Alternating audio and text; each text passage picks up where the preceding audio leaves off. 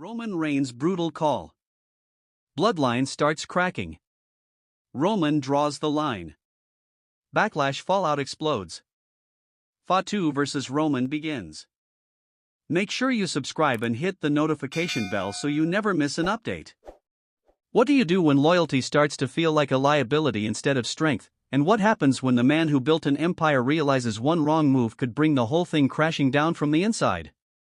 And more importantly, when someone like Roman Reigns decides to make a call that could change everything, is he protecting the bloodline, or quietly preparing to break it apart? Because after everything that went down at Backlash, this is not just another storyline beat you forget by next week. This feels like one of those moments where something shifts, something subtle at first, but heavy enough that if you really pay attention, you can feel the tension just sitting there under the surface waiting to explode.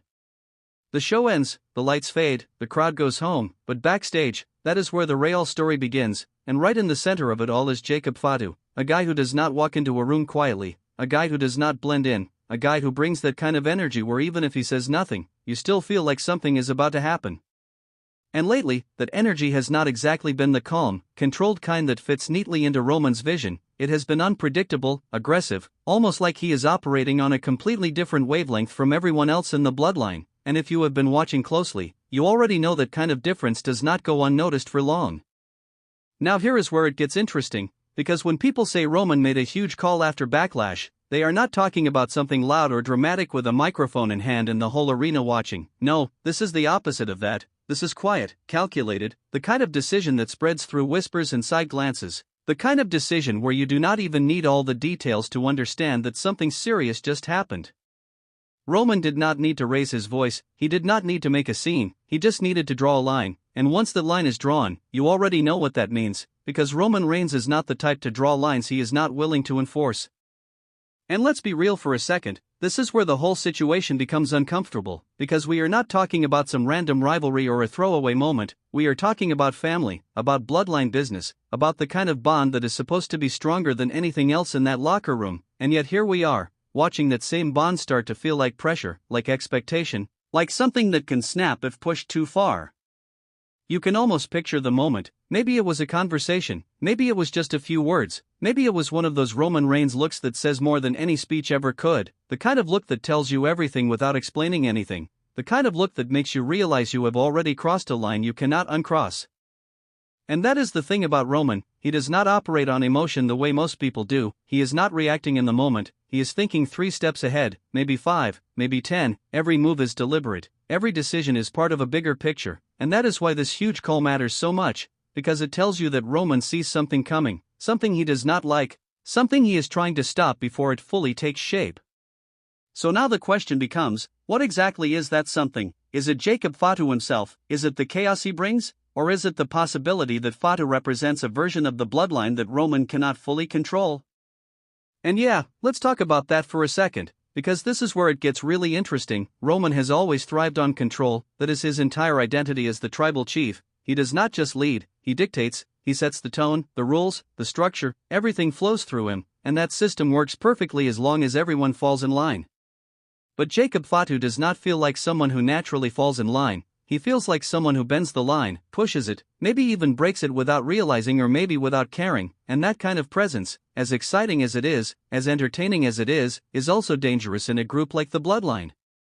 So now you have this clash, not physical yet, but ideological, controlled dominance versus raw unpredictability, structure versus chaos, and if you know anything about Roman Reigns, you already know which side he is going to choose every single time. He is not going to gamble on chaos, he is going to shut it down, contain it, or if necessary, remove it completely. And that is why this decision feels so heavy, because it is not just about Fatu's actions at Backlash, it is about what those actions represent, it is about what Roman thinks could happen if he lets that behavior continue unchecked. Now here is where I want you to really think about this, because this is not as simple as Roman being right or wrong, there are layers to this. On one hand, you could argue that Jacob Fatu is exactly what the bloodline needs right now, that edge, that unpredictability, that sense that anything can happen at any moment, because let's be honest, that kind of energy makes things exciting, it makes people pay attention, it makes every segment feel like it could go off the rails in the best way possible. But on the other hand, that same unpredictability is a nightmare for someone like Roman, because it introduces variables he cannot control. and Roman does not like variables, he eliminates them. So now you are stuck in this situation where both sides kind of make sense, and that is what makes it so compelling, because there is no clear answer, there is no easy solution, there is just tension building slowly, piece by piece, moment by moment. And you already know where tension like this leads. It does not just disappear, it grows, it spreads, it starts affecting everyone around it. You do not think the rest of the bloodline is watching this closely, you know they are watching how Roman handles Fatu, they are watching what happens next, they are trying to read between the lines because in a situation like this, information is everything. Because today it is Jacob Fatu, but tomorrow it could be someone else, and that is the part that makes everyone a little uneasy, even if they do not say it out loud. Because once Roman starts making decisions like this, once he shows that no one is untouchable, it changes the dynamic completely.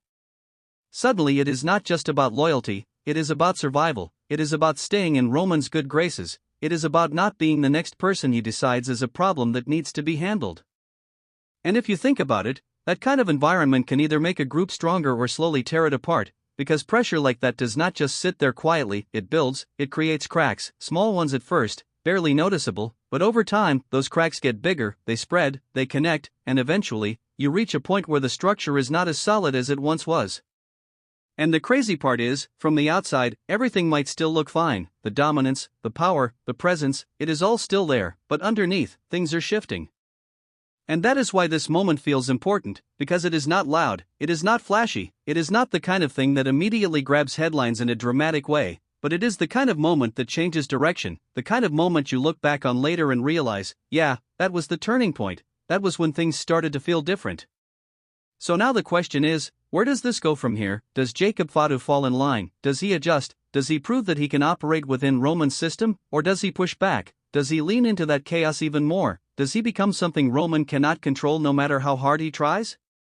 And if that happens, then what? Does Roman double down? Does he make an even bigger call? Does he take things further than anyone expects? Because if there is one thing we know about Roman Reigns, it is that he does not hesitate when it comes to protecting his position.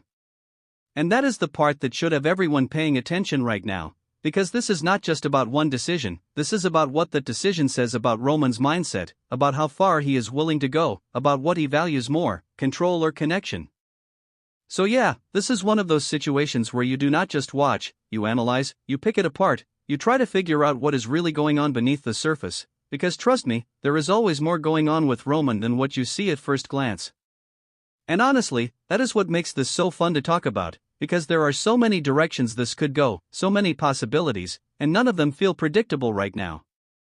Go ahead and drop your thoughts in the comments. Do you think Roman made the right call, or do you think he is pushing away someone who could actually elevate the bloodline to another level? I want to hear your take on this because this is one of those debates that could go either way.